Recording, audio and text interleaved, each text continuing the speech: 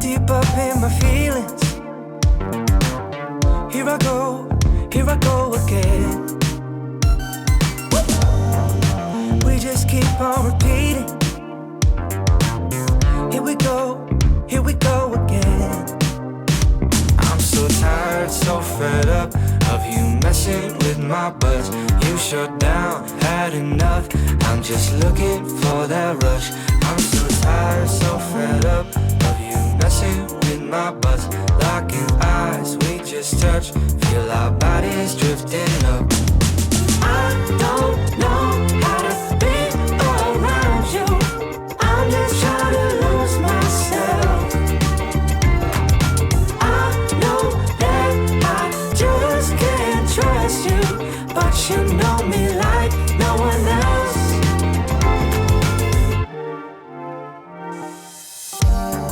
Stuck up in the middle, in between you and I. Maybe just a little bit to get me by. I'm so tired, so fed up of you messing with my buzz. You shut down, had enough. I'm just looking for that rush. I'm so tired, so fed up of you messing with my buzz. Locking eyes, we just touch. Feel our bodies drifting up.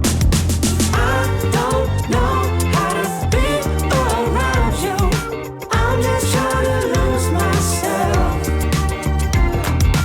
I know that I just can't trust you, but you know me like no one else. Dance.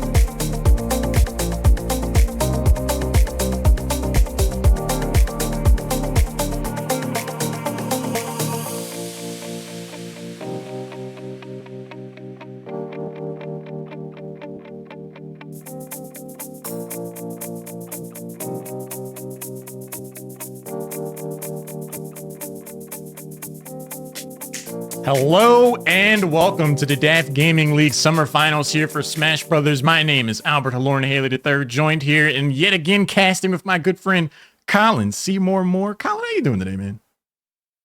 I am having a blast, here inside the DAF Gaming League Summer Finals. We got to see you and I Rocket League earlier. We'll get a sneak peek of that next week, but now we get to see the Smash Finals as well, and it's been a fun day so far. I only expect it to just keep on being a blast because this competition that's happening in Grapevine, Texas at Belong Arena, it has been amazing to witness. It's been pretty high level down there in the Lone Star State. The last time you and I got a chance to see some Smash Brothers for the DAF Gaming League was at the end of last year, and that performance was absolutely incredible. So I think the bar is going to be pretty high. The matches we have lined up today are really interesting because we're going to get to see our competitors in a couple of different interesting ways and really get a good assessment of how they play Smash Brothers. We have two competitors, Excalibur and King Jace.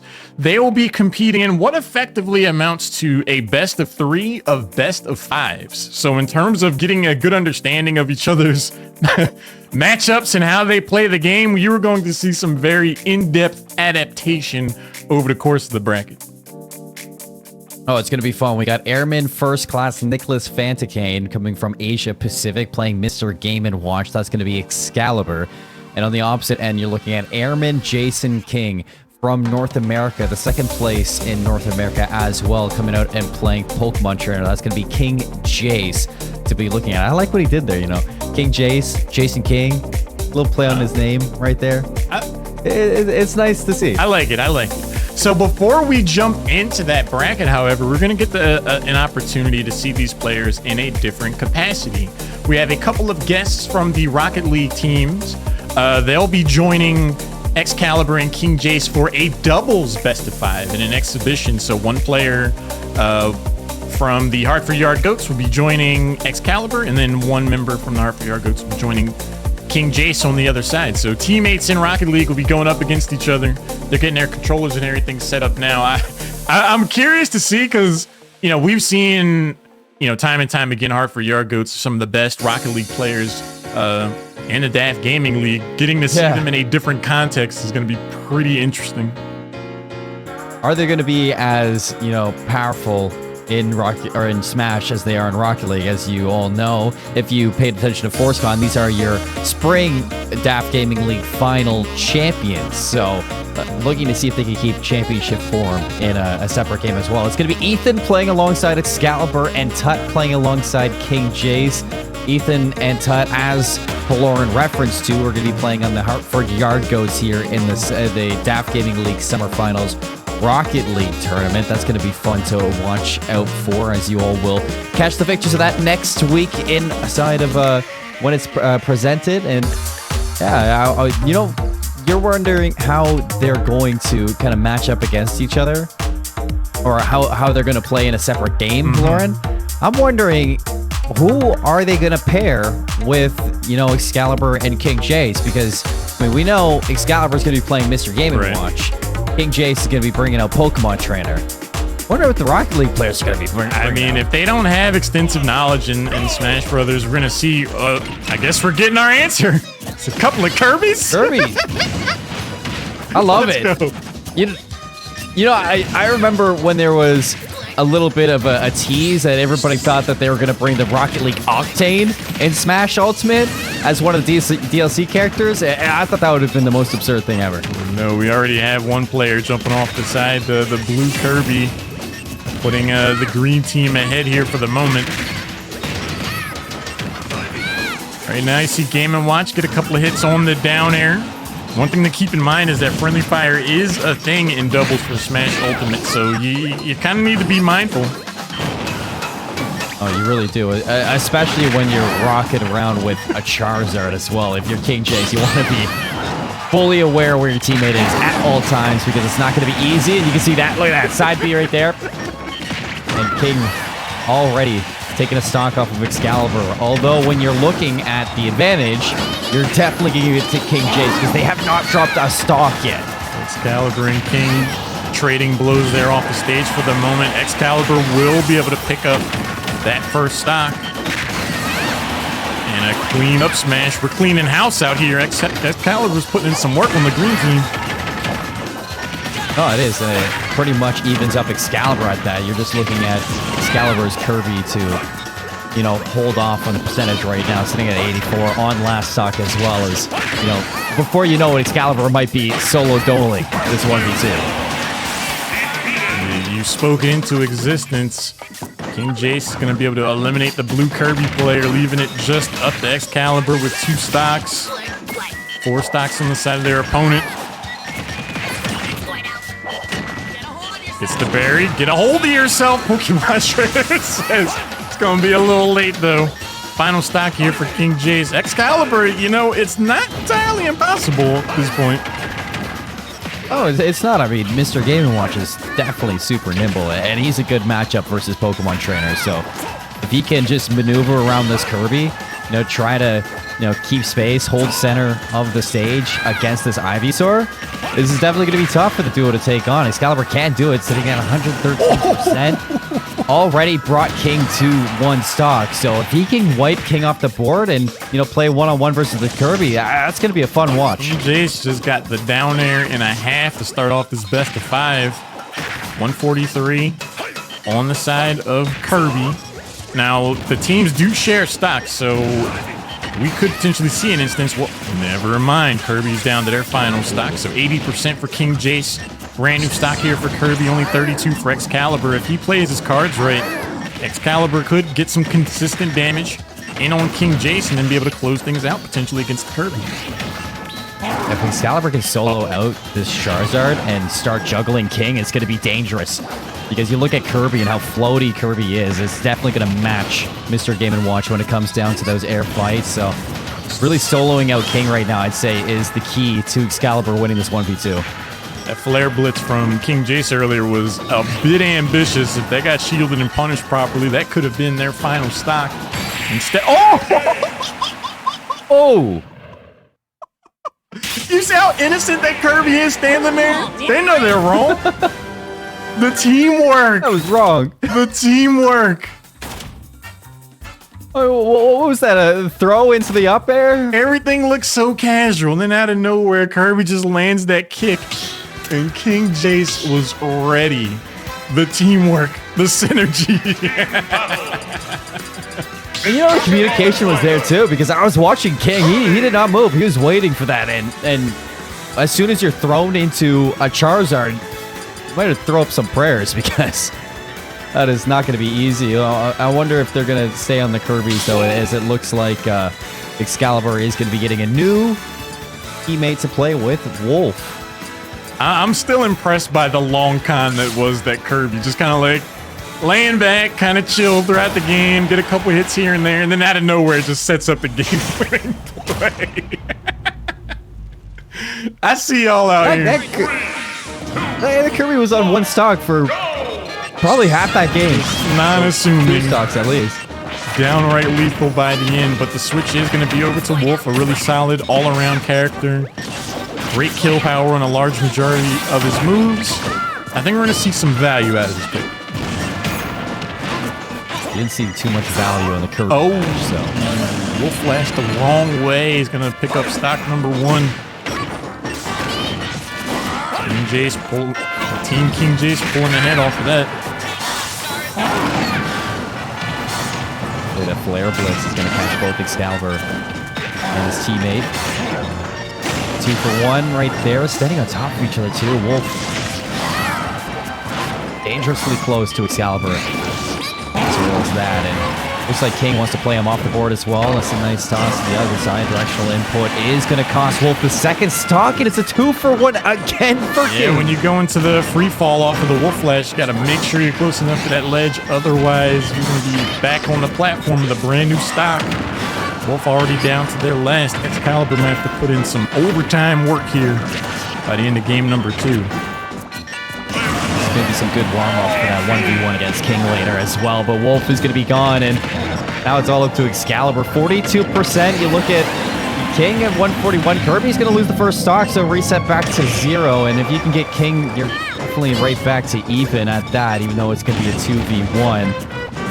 I am a fan of King staying on Charizard, though, as well. Working with the Kirby, you don't really have to be as nimble, so you don't really have to switch over to that Squirtle. You can hope that Kirby is just going to be taking those aerial fights.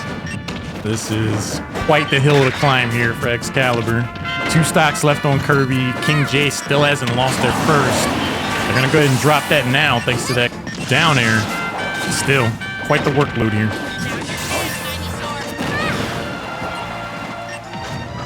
Tag team duo right now. King's going for the spike right now.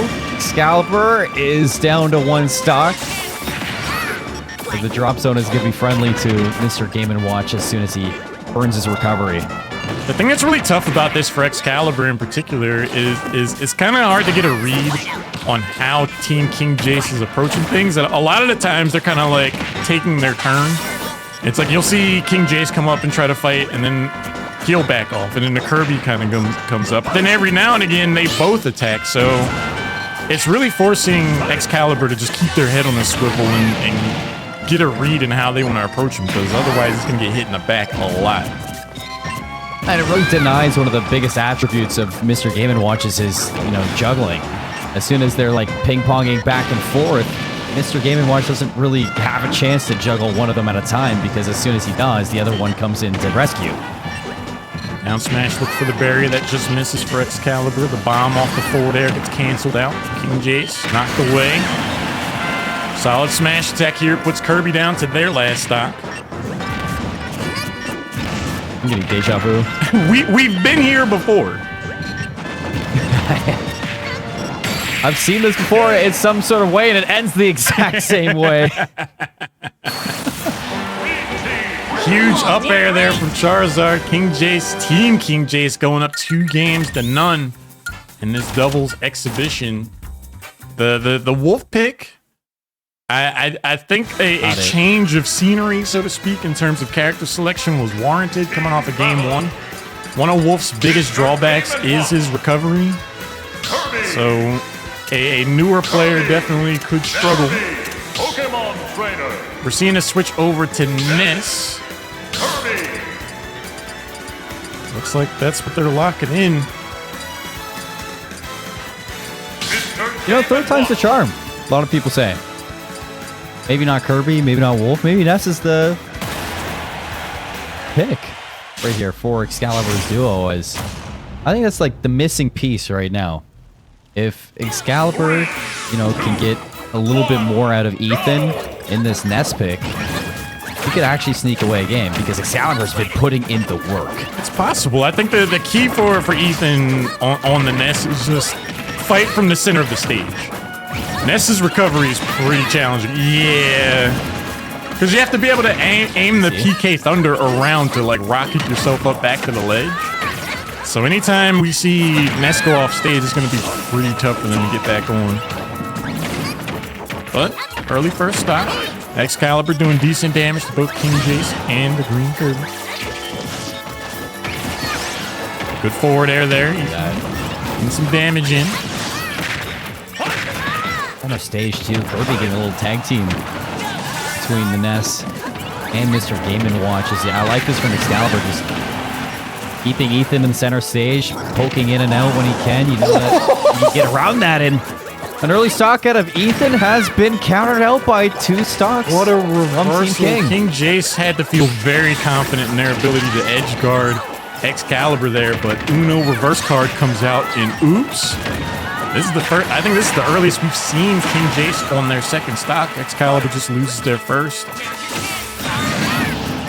And Ness gets punished again. Not able to get back onto the stage. So long as they stay towards the middle, we saw them piece together a good amount of offense, but no, they dropped it off. No, not like this.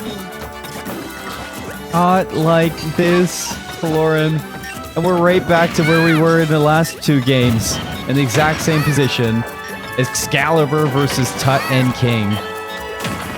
I mean, it is just an upward battle right now for Excalibur versus these 2.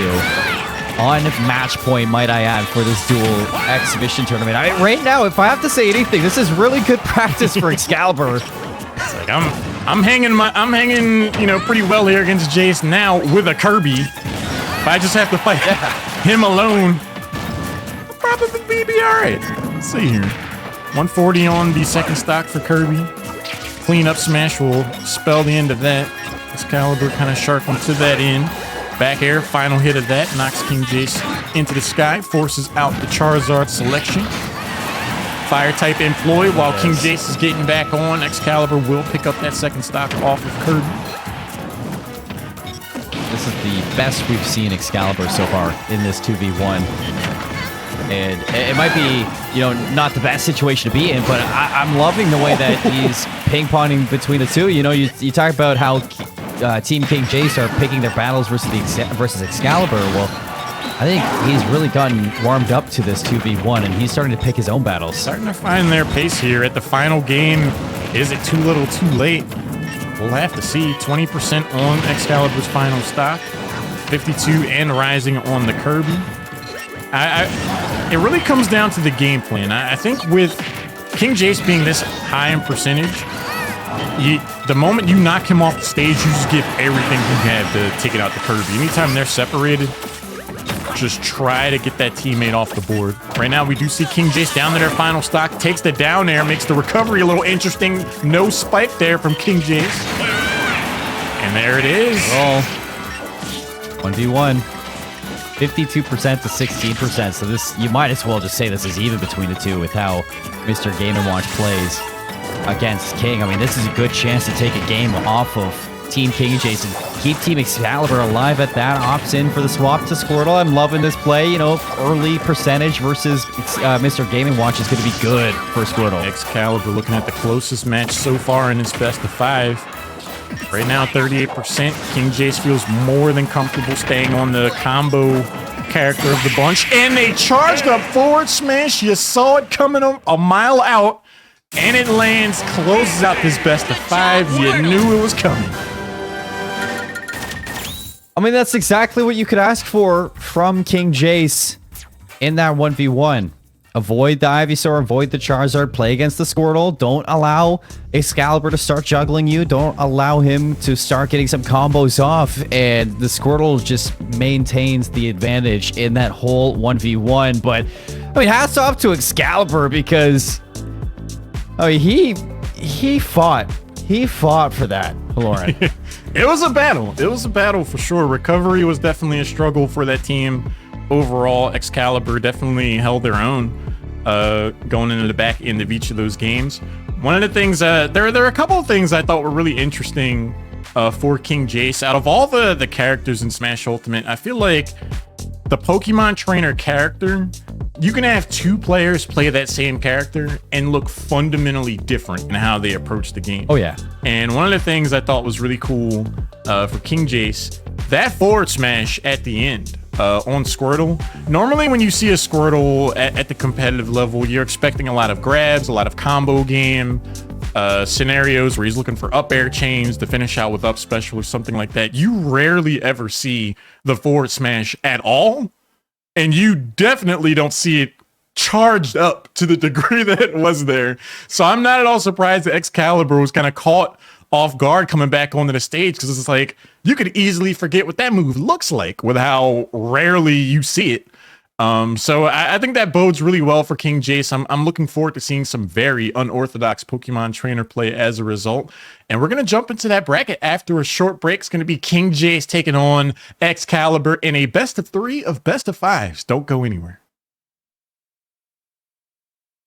Blowing out King right now, I'd say, is the key to Excalibur winning this 1v2. That flare blitz from King Jace earlier was a bit ambitious. If that got shielded and punished properly, that could have been their final stock. Instead, Oh! You see how innocent that Kirby is standing there? They know they're wrong. That, and looks like King wants to play him off the board as well. That's a nice toss to the other side. Directional input is going to cost Wolf the second stock, and it's a 2-for-1 again for King. When you... I'm getting deja vu. We've been here before.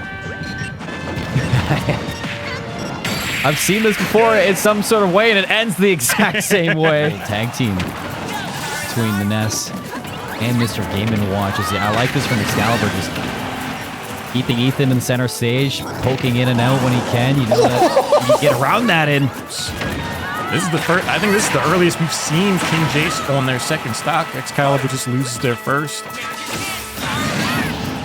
And Ness gets punished again. Not able to get back onto the stage. So long as they stay towards the middle, we saw them piece together a good amount of offense, but no, they dropped off. No, not like this. The moment you knock him off the stage, you just give everything you have to take it out the Kirby. Anytime they're separated, just try to get that teammate off the board. Right now, we do see King Jace down to their final stock, takes the down air, makes the recovery a little interesting. No spike there from King Jace. And there it is. It's going to be good for Squirtle. Excalibur looking at the closest match so far in his best of 5. Right now, 38%. King Jace feels more than comfortable staying on the combo character of the bunch. And they charged up forward smash. You saw it coming a mile out. And it lands, closes out this best of 5. You knew it was coming.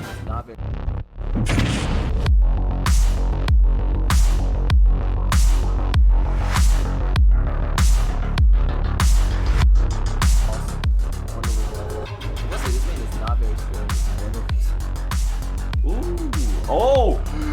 Yo! That was cool. Finally, Canopy does something cool after 10 years.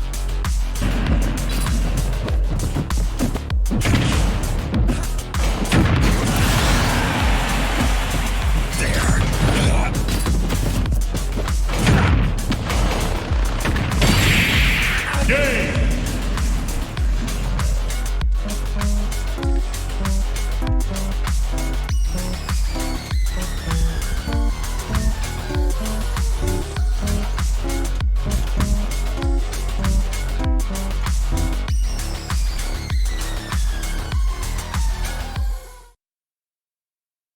Welcome back to the DAF Gaming League Summer Finals here for Smash Brothers Ultimate. Again, my name's Lauren, joined here by Seymour. We just saw a very interesting and exciting doubles exhibition, best of 5, a 3-0 victory for Team King Jace. Colin, wild start to the broadcast so far. Oh, yeah, wild start. You look at the way Excalibur was playing, he was basically fighting against 2 by himself the whole time. I mean, I'm not trying to throw shade at Ethan. Ethan, you know, trying his best on Wolf, Ness, and Kirby, but I mean, he was out within 2 stocks left on the other guys. But if I'm going to say anything about what we saw in that doubles matchup, is that it makes me so excited to see the way Excalibur is going to play in a 1v1, because if he was playing like that against both Pokemon Trainer and a Kirby at the same time, I'm going to love this Pokemon Trainer versus Mr. Game & Watch matchup. Yeah, I feel like game 1 was really the indicator for me, where it was like, okay, that there you can tell that King Jace and Excalibur are very evenly matched, but then like the Kirby just came up out of nowhere and got the kick that set things up. I'm like, okay, you got to watch out for that. So I am very excited for what we have lined up ahead. Again, we're doing a pretty interesting format here. You're going to see Excalibur and King Jace square off in a best of 5. So this is a double elimination best of 5. How it basically boils down to is that it's going to be a best of 3 of best of 5s. What that means is that you're going to see a lot of action between these 2 characters, and these 2 players will get a lot of opportunities to make adaptations, to make adjustments, to really understand, you know, how different permutations of their matchup is going to play out, and do they want to play that in a more standard way, or we're going to see some off-the-wall shenanigans where a player takes an option that you would never think would be the right call, but in a vacuum, in this immediate matchup, that's the exact play to make. There's going to be time for real-time change for both of these 2 team players across the course of this series, and I'm going to be loving to see the changes. But let's get into talking about these 2 players, and let's start off with none other than Mr. Game & Watch himself, Excalibur. Let's check this highlight reel out.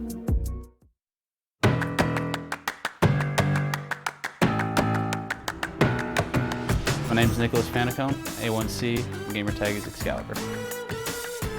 I played Brawl, that was my first Smash game, so Smash Brawl. I was also playing Game & Watch in that. I like to play with a few different characters, but Game & Watch was always my favorite character to play in Brawl as well. So many options, there's no matchup where I feel like I can't win. In the Pokemon Trainer matchup, Game & Watch is the favorite. Even if they try to get out of a combo by switching characters, I have a lot of juggling tools that will keep them in disadvantage. I think esports and military has a bright future. I think a lot of people are starting to see its potential, and in this day and age, it influences a lot of people in the military, especially outside of work. So I see it going up and up from here.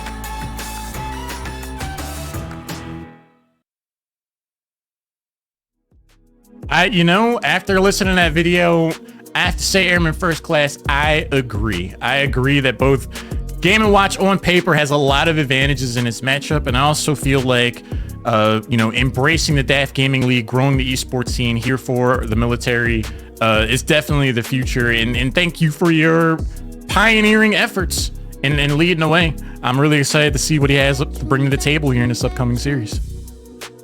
You really get to see the best of both worlds when it comes to esports in the military. I mean, you get to see the real-time strategy coming from these players, what they learn in their day-to-day jobs, the kind of skills that are born inside the military, shown inside of esports as well. Inside the games, we get it all across the board, no matter what game you and I are watching, Lauren. But it's time to talk about our next player as well. King Jace, on the opposite side, representing Pokemon Trainer. Let's check him out. My name is Jason King. I'm an E2 airman, and I'm from Malmstrom Air Force Base. For the most part, spend most of my days at the gym, either playing volleyball or working out.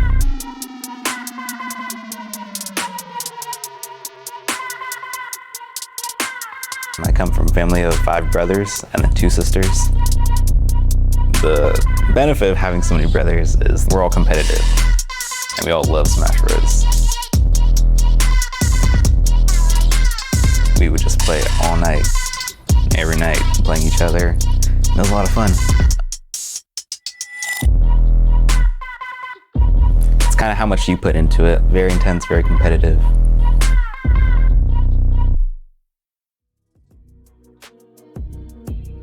It's really interesting to hear the 2 different advantages both of these players have coming into this tournament. For King Jace, I think there's a ton of value in having that many brothers that all play and love Smash Brothers, because that is just naturally going to breed the competitor in anyone to be able to so consistently go up against someone and try to, be the best of competing brothers. I think that sets up King Jace very well here. On the other side, I did want to point out that Excalibur saying that, he started playing Smash Brothers back during the Brawl days and has always pretty much made Game & Watch. When you have a player that, is so attached to one character and can really understand the ins and outs, you start to see that character become an expression of them wanting to play the game. It's not so much that he plays Game & Watch well, it's just like Game & Watch becomes that extension. So I think both of these players have really unique advantages to bring to this upcoming matchup. Now, as a younger brother of 2 older brothers who both played video games as well, I know what that competition is like, and things will get heated when you're playing against each other. So we're going to see if King Jace can get it done against Excalibur here in this matchup. As early on, I'm going to be looking at what he can get done with this Squirtle, because I think this Squirtle matchup versus Mr. Game & Watch is going to be something that we're going to be watching very closely in the next couple games. Seymour, I didn't know you were the youngest of 3 brothers. It makes a lot of sense. You got big little brother energy. I like that. Never change, Seymour. Never change. Well, we're going to see if King Jace can take that, brother energy and that competition into this matchup as well. As early on, I'm looking at some very good executions from Squirtle, but a very good execution from Mr. Game & Watch. Hooked on, buried, and cooked. As you see, stock number 1 go out of there for King Jace, netting the lead here for Excalibur. Pointed out some of the advantages of this matchup. Starting to come to pass here. 36% already on stock number 2. King Jace opting for the Squirtle, getting the combos going.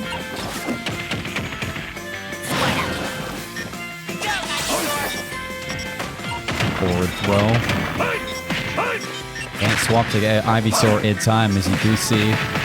Excalibur get back to the stage, looking at edgeguard a little bit. Almost finds the spike as well, but Charizard will be able to recover. And look at this, Excalibur's already evened up the percentages. Excalibur's positioning on the ledge is so good. Being able to get the sausages and everything right over the ledge to to make that recovery that much more of a liability is netting huge dividends here in game number 1.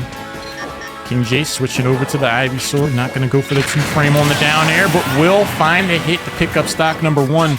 Their work is actively cut out for them right now. Going to be an uphill battle right now for your Pokemon trainer, King Jace. Looking to get it done early. Another edge guard here for Excalibur. We know this. We literally just saw this before. Hits him with the turtle. Almost finds him with the down smash, too. King Jace with the shield at the right time. Excalibur responding with the spike off the platform. Forward tilt. Setting up another edge guard situation. Swap for Charizard to get another jump. Gets back to the ledge, but at what cost? Forward throw. Setting up the edge guard situation yet again. Bop! Big head mode. Bye. You started to think a little bit as soon as that Charizard was getting up from that edge that he was about to start something fancy, but I mean, it was excellent spacing from Airman First Class Nicholas Fanticane to just back up, wait for the Charizard to recover, and absolutely send him blasting off again, might I add. And in a vacuum, that's actually a really hard situation for Charizard in particular, because neutral get up or a roll, you're going to catch that up smash from Game & Watch. But if Charizard jumped there, that's a very easy up air into, you know, imagination in terms of how do you follow up off of that for Game & Watch. So it makes me think we're going to need to see some adaptation from King Jace to get back off the ledge in those situations. Maybe do a jump neutral air dodge or something like that to kind of fake out the timing, potentially switch over to a different Pokemon. But that was just a dicey situation no matter how you slice it. He was at, what, like 140 or something like that as Charizard. Giant hitbox. Big up smash there for Game & Watch. Yeah, that was going to be tough no matter what. You got to think, I mean, that up smash too, it can hit both forward and back. So, like, no matter where you go there, it's a bad situation because as Excalibur stated in his highlight video, is Mr. Game & Watch will hold a lot of advantages when it does come around the stage. And we saw right there was one distinct advantage on the recovery from that Charizard. It's just, it's slow and it's a big hitbox. So far for just game 1, I do think we got a lot of insight into how King Jace in particular approaches playing Pokemon Trainer in different instances. In my opinion, I don't main the character myself, but I feel like there are 2 different schools of thought. You select your Pokemon either based on your own percentage, or you select your Pokemon based on your opponent's percentage. And what I mean by that is, he had just lost the stock, and I believe Game & Watch was kind of mid to high percentage, and he actively switched to Squirtle, which says to me, like, he's considering his own percentage. Like, I'm low, that means I can go for these combos and stuff like that. But in this immediate matchup, we saw in the doubles exhibition, he killed Game & Watch with Charizard, like, across stage at 110 with a back air. And I personally think that using Ivysaur and Charizard more in this matchup is what's going to net him the most success, just because those 2 Pokemon have such crazy kill power. Yeah, you could use Squirtle to get that low percentage to get them into the mids and beyond, but I think Squirtle is going to net him the least value in this matchup. Well, you have to think, I mean, every Pokemon trainer is going to be a different trainer when it comes to holding all 3. I mean, you could be good at one of these Pokemon, you could be good at 2 or all 3 of them, and King Jace, you might just not feel comfortable in that mid to long range with the Ivysaur. I haven't seen him use it very often, more opting to use that Squirtle or Charizard in those early rounds. And I think it's because of, like what you said, he's playing off of his own percentage, not his opponent's. And look at this, already struggling to play off the stage. Excalibur is just maintaining control of center stage. The edge guarding is absolutely real here from Excalibur. On the Charizard now, 26%. And again, we do see the switch over here to Squirtle. Looking for the combo game. Can he actually achieve that, though? Down smash, not going to get punished there. Drops in a couple of forward airs. Do connect. King Jace right now is just effectively being boxed out by these hitboxes from Game & Watch. Perfect zoning right now for Excalibur. It's what you expect for the way he was, breaking down how he wants to fight against a Pokemon trainer, and he's executing it to a T right now. Stock advantage for Excalibur. And even percentage between the two. We get the swap to the Ivysaur, and let's see if those gangly grassy arms can get it done. It might come down to Charizard coming into play here. We are going to see the switch over after the second stock gets lost. Back air again. No rage. 88 sub 100 post hit. I think that is going to have to be the key to success here for King Jace. Charizard can kill Game & Watch so early. And I mean, you just look at the Squirtle pick. Immediately goes to Squirtle, 74% from 0. It just hasn't been the pick. He hasn't been able to get done. It seems like Excalibur very used to playing against a Squirtle. In what it seems, Ivysaur's going to be picked up. Neutral air won't land. You see the recovery for Excalibur to take control of center stage, go back to edge guarding, go back to zoning away. This Pokemon trainer now looking to finish the job onto Charizard. 118% is going to be it. Big head mode rears its ugly head yet again. Caught you off the ledge. 2-0 advantage right now for Excalibur. Exact same finish from game number 1, Haloran.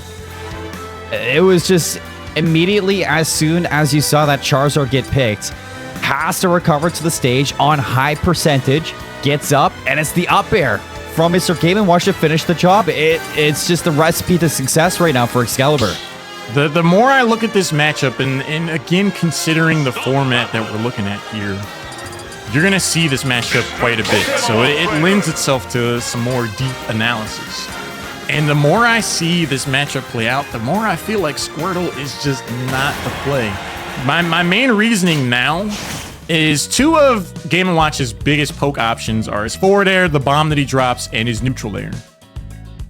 And the idea of Squirtle being able to time and advance around those, like the run up and get a down throw, it just seems really hard. I just don't see Squirtle getting in to do their combos the way they're accustomed to in this immediate matchup. Cool. Let's see if home stage advantage can boost a little bit of momentum for King, as he's already taking quite a lot of percentage early on in this matchup with Squirtle. Looking to stick to the Squirtle for now, though, up to 71. Has to be careful because very light character. Might be able to get one shot here from one of Excalibur's moves on Mr. Game & Watch, but Ivysaur's going to be out, almost at 100. Excalibur very, very low when it comes to percentage. Hasn't taken too much damage, and he's doing a great job at making sure that Ivysaur doesn't have that medium to long range to work with like we normally will see. The forward throw can't find the combo. Edgeguard's going to be there. Neutral air keeps him off. Goes for the spike, but I love the up B through the ledge. That's one of the features that Pokemon Trainer has on this stage, and in some other instances as well. I do think the Ivysaur is working out incredibly well, though. Back air right off the ledge. Sets up this edge guard scenario. We've seen King J struggle with this, and I feel like that down air might have been more of a blessing than anything else, but Excalibur's going to be there to punish the return. Stock number 1 is picked up. Want to see King even this up right away. Punish the Mr. Game & Watch, and can you find it on Squirtle right here? Water gun won't be charged, so I think people will follow it up. Looking to finish it off on Ivysaur for that edge guarding, but Excalibur doing a great job at milking this pipe, milking the stock for now. Back to center stage. Heavy hits right now from the Ivysaur, but nothing to finish. Finally evens up the stock. One apiece. All right, so far this is the best King Jace's look in this matchup. He does get comboed up to the tune of 83.8. Going to switch over to the Squirtle yet again. 96. Uses the side B to break through the sausages. Still gets knocked away. Let's find one opening. Dash attack off the forward smash. Gets the advantage state yet again for Excalibur. Dash attack connects. And here's the down throw. Here he is. He gets in. No punish off the down air. The one thing that also Excalibur was saying that he feels very comfortable when it comes to playing off of his shielding, and when it comes down to that brawly situation versus Squirtle, you can definitely see that Excalibur wanting to play like that. In fact, forcing the Ivysaur once more on 131%. Can he get it done? Goes for the spike. Has to recover. That's the sausages again. A Game & Watch player saying they feel comfortable playing out of shield. I guess so. No, I guess. I would say so. It's his words, not mine. I wholeheartedly believe him, but it's just funny. Flare Blitz is going to connect the Hail Mary from downtown. The no mix-up. Surely he's not going to go for a Flare Blitz here. And yet. Flamethrower. Wow, that is some good percentage early. Onto Excalibur is still milking the stock up to 200%. Excalibur just hasn't been able to find that sweet spot just yet against this Charizard at high percent. And the more King can do to prolong this stock, the better it is going to be for that last stock. Now we're going to see up throw. The combo, but seems like he's going to finish that off. Even at like 220, I thought there was a good chance that Charizard would survive the dash attack, not to be. King Jace, again, this is the best they've looked so far in this 1v1 series. Back air, landing hitbox connects. Forward air. Good jump over the bomb. Good, I can get our side special going for us. Excalibur gets the throw. Follows up with the up air. King Jace manages to hit the ground relatively unscathed. We have an even match right now.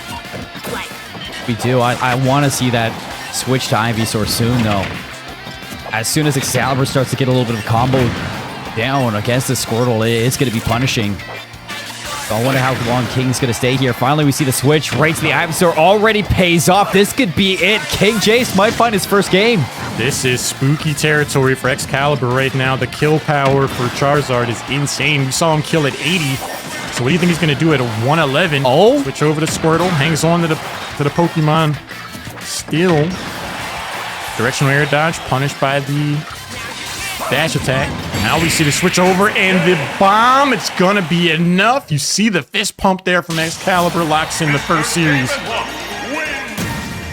That was a sweaty game number 3 from Excalibur. I'm interested to hear King Jace's game plan at the end there. That swap over to Squirtle was bold to finish off that against Excalibur. I mean, he had a game plan. He went for it, and it didn't execute the way he was hoping to. And I don't think it's been executing through that whole best of 5. We've seen it. I would have more preferred to see him stick to the Charizard at the end there. I have to agree. When you switch the Squirtle in that moment, there's a surprise element for sure. And it definitely seemed like that side special did catch Excalibur off guard. It's like, wow, he's switching to Squirtle here? Like, we're both over 100. This is game 3. Yeah. But the decision to stay on the Squirtle, the more he kept on the water Pokemon, I was like, ooh, I don't know. Because that's taken one of your huge advantages off the board. When King Jace was on Charizard, he survived up until 225 against Excalibur. But if you trade that out for Squirtle, who has limited range against Game & Watch in particular, I just feel like you're taking one of your big advantages and you're not utilizing it as well as you otherwise could have. And I think that was a contributing factor to why that ended up being a 3-0 instead of us talking about game number 4 right now. I think that's a contributing factor in why we saw the fist bump or the fist pound at the end there from Excalibur 2. He clutched up at the end there versus that Squirtle, and I think that is a crazy way to finish off our first series of the day. Now, if King Jace wants to see another best of 5, he's got to win this next one coming up. But at the same time, you're looking at across the board, Excalibur now on championship point inside of the Smash DAF Gaming League Summer Finals. We're going to cut to a break, and when we come back, best of 5 number 2 between these two players. You know, brother energy and that competition into this matchup as well. As early on, I'm looking at some very good executions from Squirtle, but a very good execution from Mr. Game & Watch. Back to the ledge, but at what cost for throw? Setting up the edge guard situation yet again. Bop! Big head mode. He's playing off of his own percentage, not his opponent's. And look at this, already struggling to play off the stage. Excalibur is just maintaining control of center stage. The edge guarding is absolutely real here. And you see the recovery for Excalibur to take control of center stage, go back to edge guarding, go back to zoning away this Pokemon trainer. Now looking to finish the job onto Charizard. 118% is going to be it. Big head mode rears its ugly head yet again. The long range to work with like we normally will see. The forward throw can't find the combo. Edgeguard's going to be there. Neutral air keeps him off. Goes for the spike, but I love the up B through the ledge. That's one of the features that Pokemon Trainer has. I guess. I would say so. It's his words, not mine. I wholeheartedly believe him, but it's just funny. Flare Blitz is going to connect the Hail Mary from downtown. Directional air dodge punished by the dash attack. Now we see the switch over and the bomb. It's going to be enough. You see the fist pump there from Excalibur locks in the first series.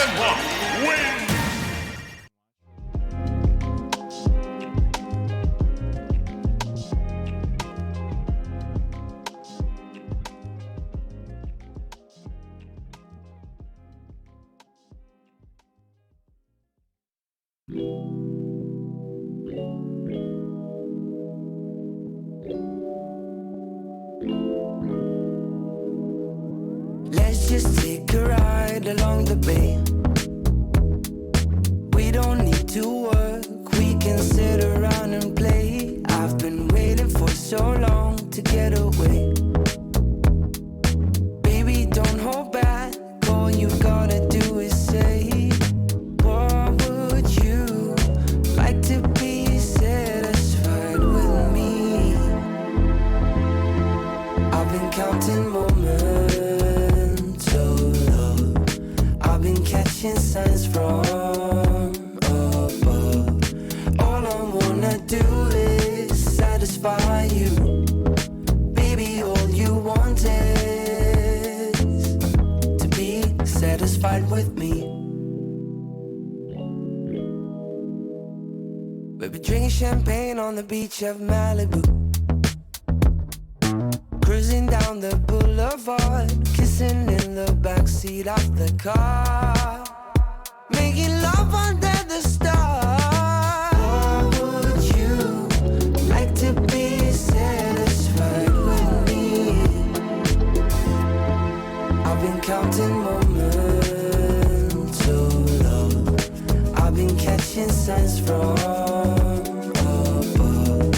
All I wanna do is satisfy you. Baby, all you want is to be satisfied with me. Welcome back to the DAF Gaming League Summer Finals. My name is Lauren, joined here by Seymour, and so far, Seymour, Excalibur looks to be out of Arthurian legend. We have had 6 games, and he has not dropped a single one. Incredible stuff so far. Well, it was King Jace who took the show match. All right, But I think that when we saw King Jace take the show match, it was a lot different. He was playing off of the Kirby, and I think the Kirby had a really big factor to play inside of that match against Excalibur, because we were able to see, you know, Kirby really deny Mr. Game & Watch of what he's good for against the Pokemon Trainer, and that's been so far what we've seen in the juggling aspect of it, and you know, that the early damage that you get out of it. And when it comes down to the 1v1, I think that there's a lot lacking in the Pokemon Trainer that you're seeing Excalibur exploit. I think we're seeing it comes down to what Pokemon is out on the table at the immediate moment, and what percentages both of our competitors are at. And I think we saw, in general, the Squirtle really struggle to find their way in at the low percentages and prove to be something of a liability at mid and higher percentages. Squirtle generally gets most of their success off of finding grabs, chasing down their opponents, and that's just really hard to do against Game & Watch. You have to worry about the fair, the bomb, you have to worry about his neutral air, and then if worse comes to worse, Game & Watch has one of the best up specials at a shield in the game, if not the best. It could easily be argued. So how often will Squirtle be able to rack up a ton of damage and really be an offensive threat against this character? Whereas on the other hand, Ivysaur, Charizard, they have a lot more range and a lot more kill power as a result. So I'm hoping going into the grand finals here, potentially the final best of 5 of the day, we see more of the Ivysaur and the Charizard take the center stage. Well, you know, one thing that I could definitely highlight from the first best of 5 that we saw between these two is King Jace did improve as the series went on. Now he just has to show how much he's going to take from that last third game where he almost sent it to a game 4, and he's got to expand on it a little bit more. And I think when it comes down to everything that you're looking for from King Jace, it kind of boils right off the point that you're making. Is if he's stuck to the Charizard or the Ivysaur, we might be in a game 4 rather than the next best of 5 where he's now facing elimination in the grand finals. So you're looking at King Jace to take everything that you just said and bring it to light now in the second best of 5 when he's got elimination on the line. He's now going to win 2 best of 5s if he's going to be your DAF Gaming League Smash Grand Final champion. Early lead here of sorts for Excalibur. Things pretty much even back to Smashville. We saw this stage in particular be somewhat rough for King Jace at the end of game number 1 of the last series. Charizard just could not find a way back onto the stage. I always say it feels like you're fighting in a phone booth on Smashville with how small it is. So we're going to see a lot of scrapping between these two players right now. I think this is where, Squirtle can shine, is on a small board like this, but at the same time, it can be punished just like that. You're seeing Excalibur already send King off the edge of the stage now. And that kill! Getting rid of the first stock. What is that? The charged up smash, perfect timing, reading the neutral get up. Excellent play here from Excalibur. Pressure continues to be applied. Squirtle already up to 42.5 off of a nice up air chain. Squirtle does get the grab, goes for the back throw. Starting to charge up the water. We haven't really seen that be a factor so far in this matchup. Switch over to Ivysaur. So far, it's back to the advantage state here for Excalibur, who looks more than comfortable to just keep flipping that skillet. It is probably the best skillet I've ever seen from him. Dodged a little bit early, allows King to recover to the center board, but is it enough? Flamethrower hunks up that percentage. Excalibur at a very distinct advantage right now, but King finds a stock, and you remember back to game number 2 in the first best of 5 is King on Charizard was able to prolong the stock to 220%. If he can do it here, he can potentially bring this back against Excalibur. I'm telling you, man, the Charizard back air is the way. It's how I see King Jace taking this series, getting back in, getting in their first game. Squirtle right now doing some combo work at low percentages. 20.9 racked up so far. The prolonged hitboxes of the down air connecting, getting some value here. Neutral air into the spot dodge. And that's the advantage state for Excalibur. Punishes the potential side special, the bomb waiting, the edge guarding it. Again, the spacing there at the ledge with the skillet is crazy from Excalibur. Excellent combo there from the Ivysaur now. Maybe you pull this one back, edge guarding again. Oh no! There it is, game number 1. Off stage and everything. Excalibur may be playing this game off stage, but on screen, he's sitting front and center in the lead. What a read there from Excalibur. You do not get to swap Pokemon for free out there. I will come out and tax you, he says. Game number 1 of the Grand Final Series kicked up in pretty decisive fashion. Again, Smashville, I'm neither a Game & Watch main or a Pokemon Trainer main, but I feel like that is not a great stage for Pokemon Trainer in the Game & Watch. You just don't really have avenues to escape, and with that lack of horizontal real estate, a lot of your spacing and neutral options go out the window up against some very large, safe hitboxes. So when I talked to King Jace for a little bit of an interview to get to know him and why he's picking the Pokemon Trainer, he said simply, he just wants to be the very best like no one ever was.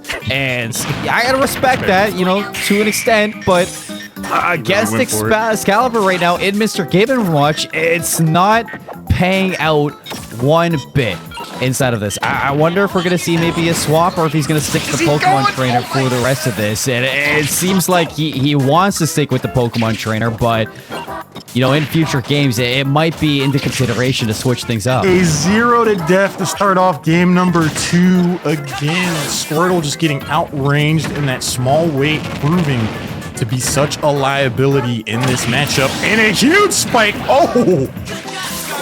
Already. He put a bit of panache on that spike. King Jace said, do not count me out just yet. But again, that is an instance where I'm like, the Charizard's the play. so good. So early, too. I mean, the early death on the Charizard already brings things back to even. In fact, it gives King Jace the advantage off of a 0 to death. I mean, he completely brought this one back. Now to the Ivysaur. Looking to see if he can recover back to the stage as we get to that edge guarding once more from Excalibur. And out of shield, won't be able to recover too much again off that. Actually finds Excalibur now off stage for a moment. One thing we really haven't seen much out of King Jace is the Razor Leaf use on Ivysaur, and on paper, I get it. The bucket could reflect that, and that's not great. But if it serves as a form of conditioning, if you can get Excalibur to think you're going to go for the Razor Leaf and he breaks out the bucket, that's a free hit. And he could use every possible advantage in neutral right now. Neutral, get up, gets punished by quite the jab, and that number continues to rise. What? Dude, that was like 30 plus damage off of that jab alone. He got caught. He got caught there inside of that jab. Now Charizard, I mean, can you keep this? Charizard has been the recipe to success for King, but at the same time, this early damage has punished him when he does make the swap finally, and it does it again. Charizard swap comes through, but it's already too little too late. I'm still back at that jab damage at the ledge. Good edge guarding attempt there from King Jace. Throw into neutral air, up air, 37% racked up. Air dodge punished by the skillet. Into the jab combo yet again. Excalibur has these low percentage combos on lock right now. An early swap up to the Charizard. Looking to punish Excalibur at 132%. All he needs is one solid hit. We're going to be saying playing it patient.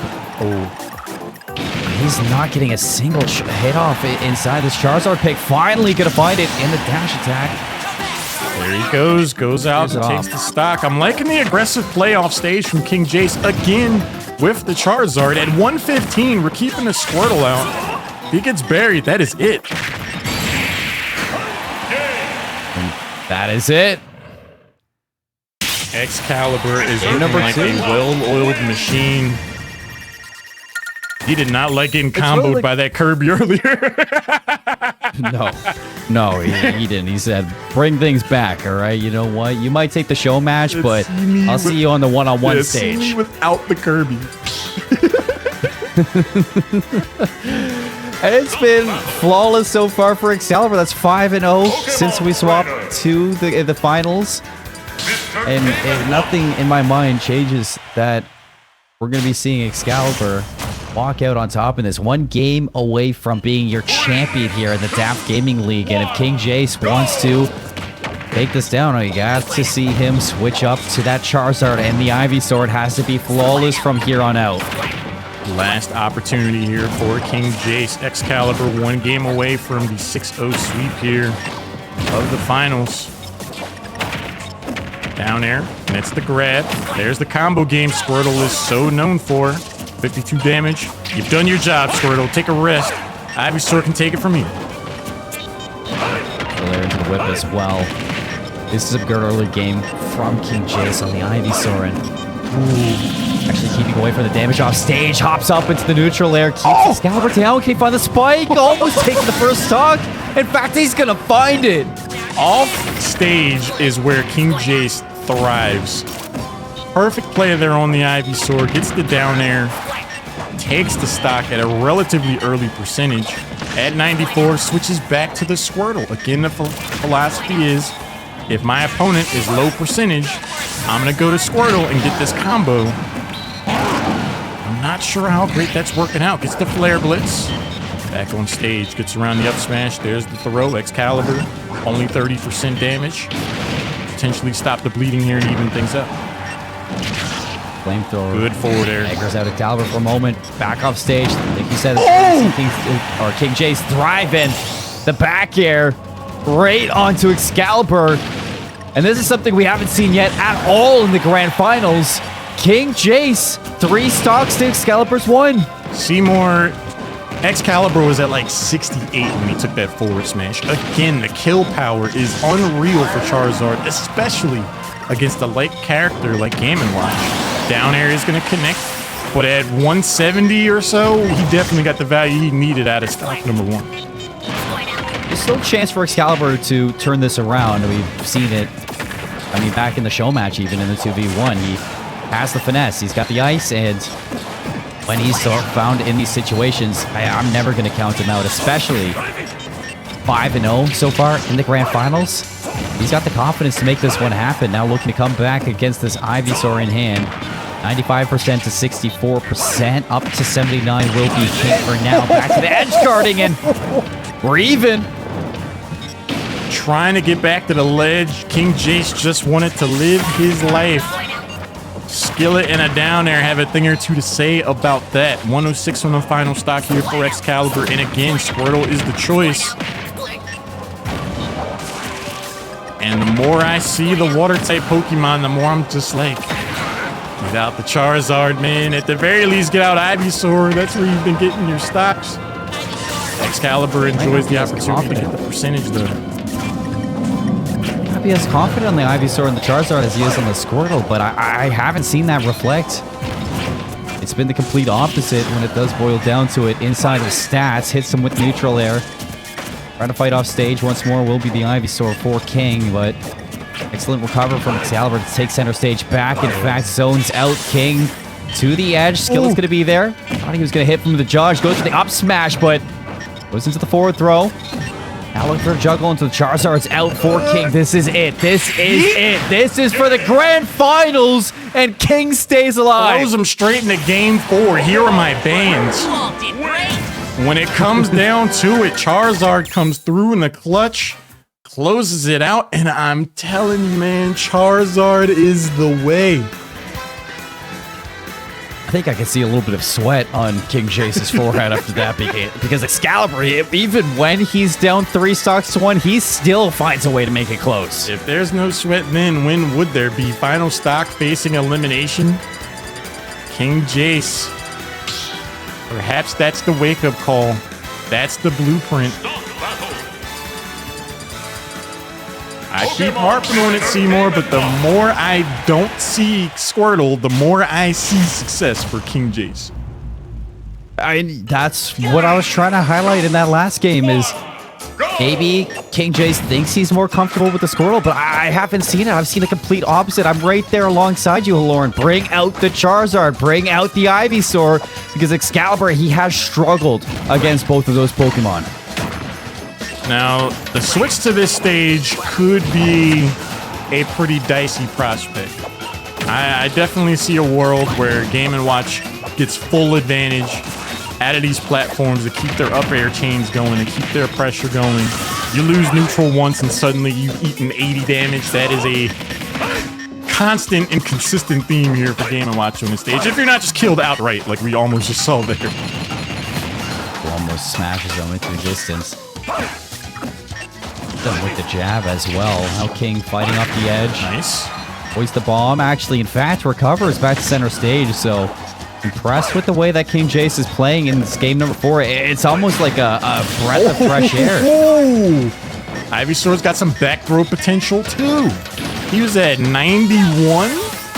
Those are the types of things we need to see King Jace utilize more and more often to be able to bring this back. Beautiful edge guarding. Pressure stays on. King Jace was able to hang on for a while. Can't stay out there forever. Not at all. Not even the Charizard swap can get it back to the stage. And for the Squirtle again, back to even percentages. But I think Excalibur is going to be okay with that. Early swap to Ivysaur. I'm loving it. Loving it for sure. Razor Leaf's going to allow him to close the distance, but can't follow up on it at all. Excalibur manages to keep him at bay for a second. And his neutral air is setting up for the juggle. Oh, Excalibur's starting to get in the zone. We are really starting to see the merits of this stage pick here for Excalibur. It can be difficult, to say the very least, to get out of these up air chains. In terms of stage, though, Ivysaur definitely has a lot going for them as well with their up air chains on this stage, but it hasn't really come to pass. Flare Blitz interrupted. Armors through the forward tilt, keeps them alive. Dash attack comes through. Both players effectively at kill percentage based off of Pokemon selection right now. Interesting choice. Get this done. That connected. That was the stock for sure. He missed his back smash. Or even forward smash at this point. I mean, Charizard can get the stock, but he's just milking this to a T. Flare Blitz. Finally, he's going to lose that stock, and back to zero. King goes. Last stock saloon for King Jace. This is grand final point now for Excalibur. Side special connects. Tries to go for the edge guard. Oh, interesting spot there. King Jace fights their way back, gets past the throw, and gets a forward smash. Potentially a dropped opportunity there for Excalibur, but King Jace is more than happy to capitalize on that. Forward smash at the ledge, again switching over to the Squirtle for these low percentage combos. But we did see, I mean, I like that he was holding on to the Charizard so early. It seemed a little indecisive. Swaps over to the Squirtle, and Excalibur actually catches him in the swap now. This is dangerous. He went for the judge. If that hit, that would have been an insane way to end the grand final. If a 9 connected there, we would have had to unfortunately just delete the vibe. There's just immediate end of Scrub stream. existence. Try to tune into the VOD. It just says redacted. Classified. Excalibur not able to connect the up air. King Jace fighting their way back to the ground into the waiting arms of Excalibur, who continues to edge guard the perfectly timed jump into the up air, and that's game. Hello, game number 5. He holds on. He holds on, Haloran.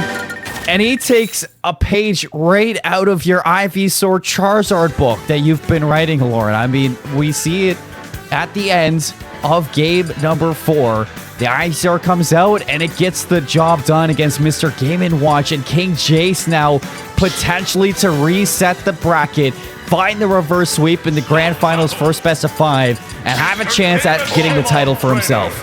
I'm telling you, Seymour, I will proclaim it from the rooftops. The more we don't see Squirtle, the more success I think. Now, to King Jace's credit, his Squirtle at that last stock did really well in terms of racking up the damage and setting up the play for Ivysaur to take things out. But just on paper, across this entire series, you got to think that Ivysaur and Charizard have been doing more for him than Squirtle. So the more you see Squirtle come out, the more it's like you're asking for trouble here.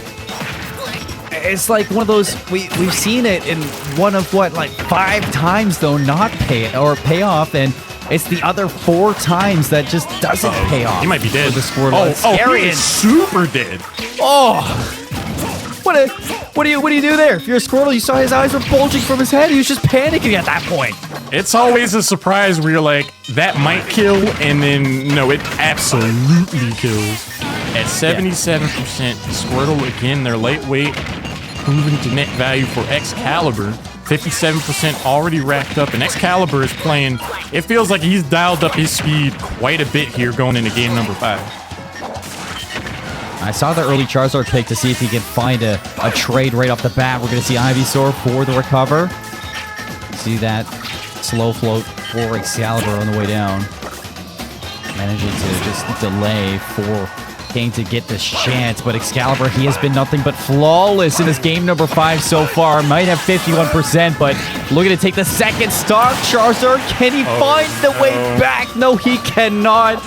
1 stock left for King. Excalibur is back on grand final point.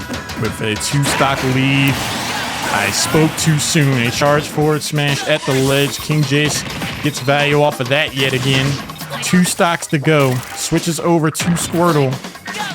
Up B the other way, gets punished with the forward tilt, and oh no! If Excalibur got spiked there, that would have been spooky.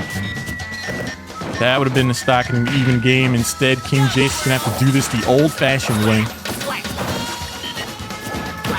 And he's got to go right back to the step number 1, sticking with the Squirtle for the early percent. A huge spike. Able to get... No way. Off, but there it is. Still alive. If he was on Squirtle, we'd be setting up the interview right now. Instead, King Jace still in it. 114. And to win it now, Charizard has to be the fight. I can't see him swapping off now. Outside of wanting some frame and vulnerability, you gotta think Charizard's gonna be the Pokemon for the rest of it, but the parry into the forward smash. Not heavy enough. Excalibur hangs on, makes the adjustments into game number 5, steps up the pace, and closes it out 3-2. And you can see he gets up from his chair as a grand final champion inside of your DAF Gaming League Smash Ultimate Summer Finals. You're looking at Excalibur, all smiles inside of Did he say hi, Mom? Arena. I'm pretty sure he said hi, Mom. Let's go. All smiles, Lauren, for the end there. And I mean, you know, after what I saw in the first best of 5, I was expecting Excalibur to be walking away on top. I will tip it, you know, give it where it's due, is that Excalibur, he was playing fantastic today on Mr. Game & Watch. Oh, yeah, for sure. He definitely looked locked in and ready for the day. King Jace also had an incredible performance and definitely started making adjustments. I mean, to go from a pretty solid 3-0 victory in that first best of 5 series to forcing out game number 5 with some clutch plays and heroics at the end of games 3 and 4, I definitely think that King Jace showed improvement. Again, it just comes down to what Pokemon is out at what time up against Excalibur's just consistent and steady offensive pressure. The edge guarding I was really impressed with, the skillet at the ledge, just finding those opportunities to rack up those low percentage combos with the up airs, especially on Yoshi's Island, man. Like, that was just some top notch. If you wanted to learn Game & Watch play, that's what you look out for. I mean, you see it mostly when you're watching over Meister. When he pulls out Mr. Game & Watch, is probably one of the best you're going to be watching. And from what I was seeing from Excalibur, he was doing an amazing job at just continually keeping King Jace off stage, zoning him away from center stage, which is where you're definitely going to be seeing Ivysaur struggle a lot with. And as soon as Ivysaur is going to be struggling, you force out the Charizard, and Mr. Game & Watch just has so much more room to work off of that pick. And even against the Squirtle, I was seeing Excalibur just feel very comfortable when it came down to those low percentage battles. Yeah, I'm really excited. I believe we're going to get a chance to speak with Excalibur. I really want to pick his brain on a couple of things here, and I think we're going to bring him on. Excalibur, congratulations on being the Smash Ultimate Champion here for the DAF Gaming Finals. How are you feeling after a clutch victory there in Game 5? I'm feeling awesome. I mean, set 1 was really 3-0. Little one-sided game. Set 2, he really started to figure me out a little bit, especially in those 3rd and 4th games. And in that 5th game, I got the stage I wanted, and I just was able to control the center of the stage. And here I am with victory. I'm glad that you brought up the concept of stage, because one of the questions I wanted to ask you, it seemed like between Smashville and then Yoshi's Island, you were consistently getting stages that on paper seem to really favor Game & Watch. Do you feel Smashville and Yoshi's Island in particular favor Game & Watch in that matchup? Definitely. I think Yoshi's Island is Game & Watch's best stage, or one of them. Maybe not in that matchup because I die off the top really early to Ivysaur. But Smashville, I didn't want to go to PS2. I was trying to keep him away from the Ivysaur down air, up air kill. And Town was just a little too big for me to deal with Ivysaur's Razor Leaf. So I was really happy with the stages that I got, and I think it definitely helped. Cool. It was great showing in that second best of 5, to start things off. But as soon as he was starting to figure you out, as soon as you started to see King Jace pull it back, I mean, what were some things that you were taking into, effect in that last game when he started to figure you out? What were some changes you made yourself? Definitely trying to SDI away from Squirtle's combos, because he, especially towards the end of that second set, was really starting to get a lot more damage with Squirtle, and that's Squirtle's whole job, is just get the damage.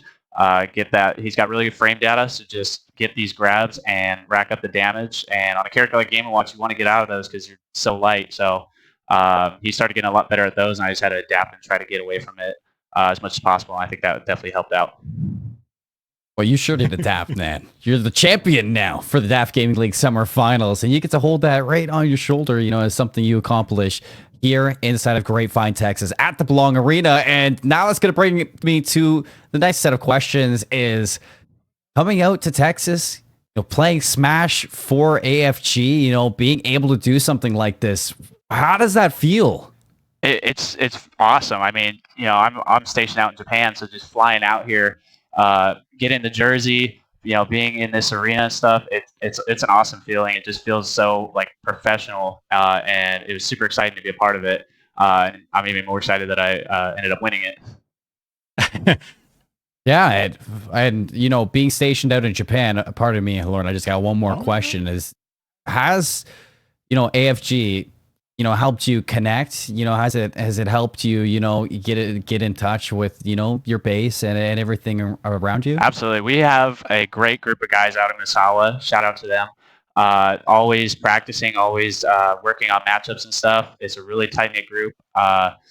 One of the players from the last tournament, Galactus, the Incineroar main, was actually the one that told me about this, so I ended up signing up. So big thanks to him.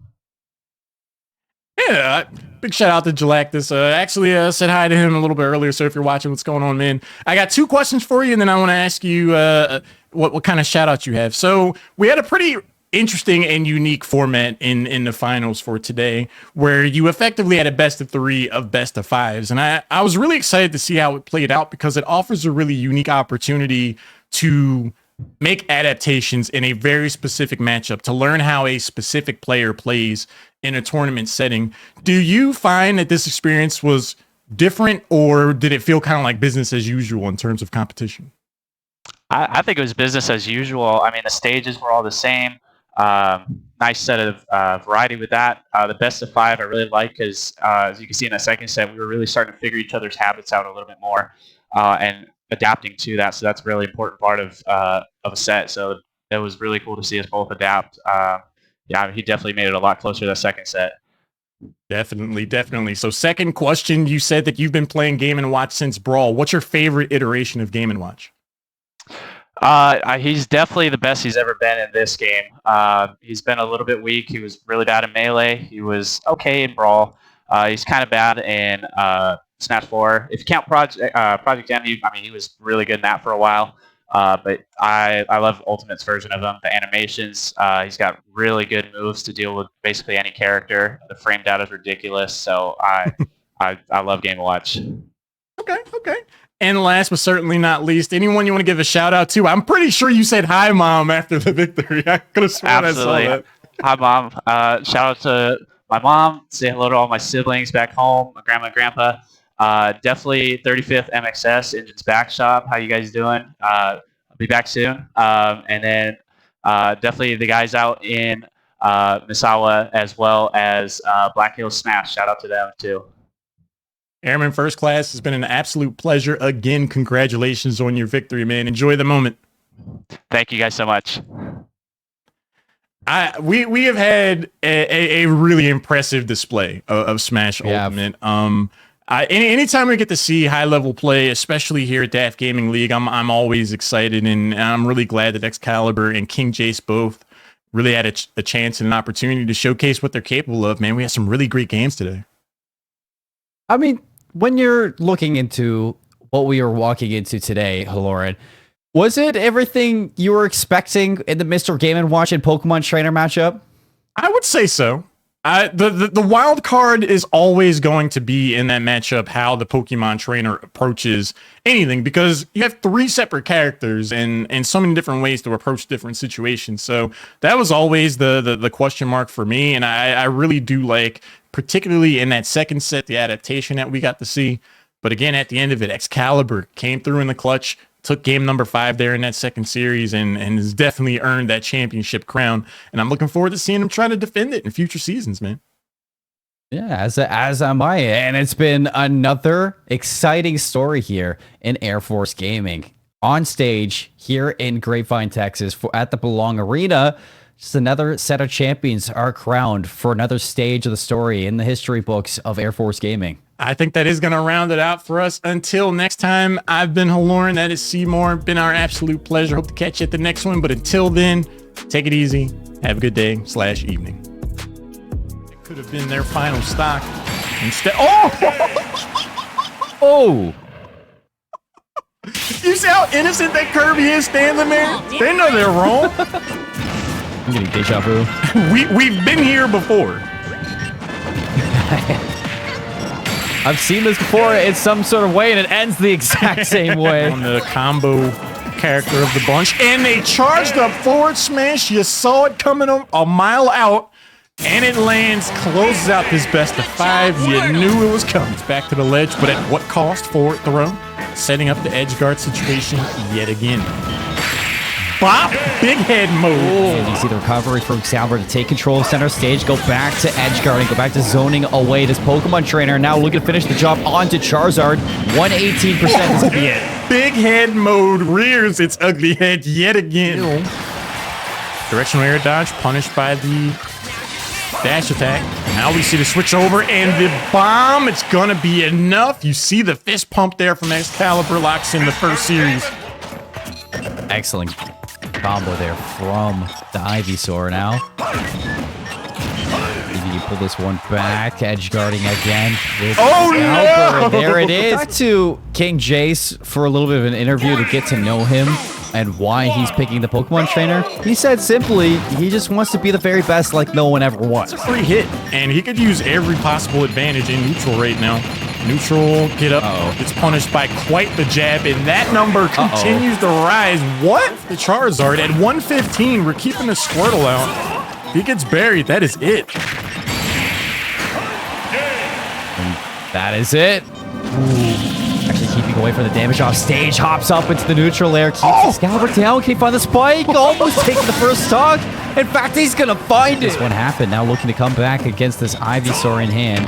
95% to 64%, up to 79 will be king for now. Back to the edge guarding and throw.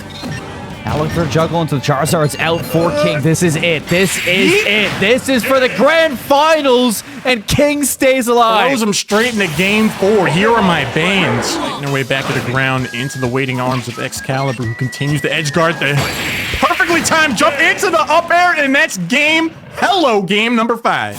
I can't see him swapping off now.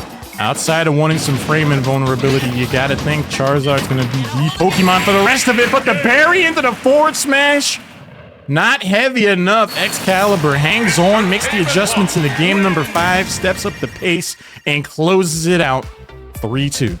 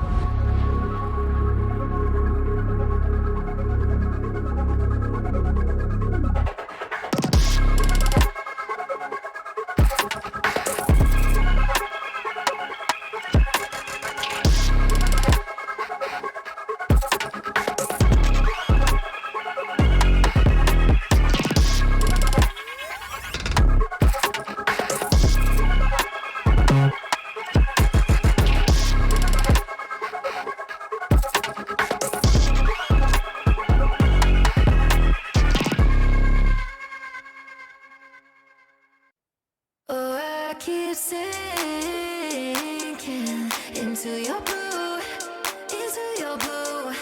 yeah.